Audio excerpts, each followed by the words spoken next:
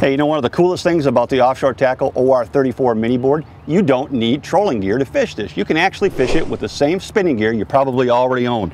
Rods and reels, just like this, that you would apply to catch lots of things like crappie, walleye, bass, you name it.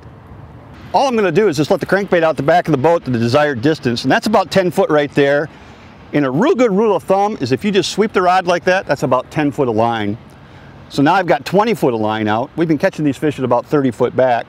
So I'll sweep the rod a third time. Now I've got 30 foot of line out, close the bail, and at this point in time, all I need to do is reach down and grab my planer board. I'm going to reach up and grab my fishing line, and I'm just going to spin it a few times around my finger to make some loops. What I'm doing is I'm going to take the front planer board release, the OR10 here, and I'm going to put the line as deep into the pad as I possibly can. Now on the back of this board, I've added a red release, the OR16 snap weight release, and what I'm going to do is put the line all the way behind the pin.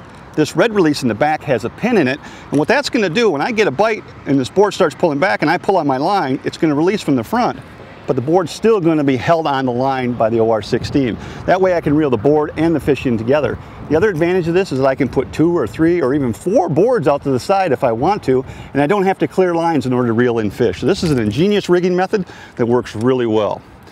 I'll go ahead and just make some curlicues here, put her back on there. Now when I've got it at this point, it's time to put it in the water. So all I'm going to do here is open my bail, and I'm just going to gently swing it out and let line off the reel.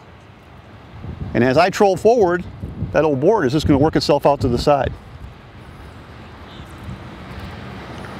Go a little bit further here.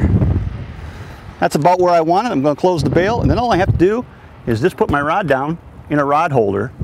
And you can see that I've got a series of 3 rod holders here to allow me to fish 3 boards on this side of the boat.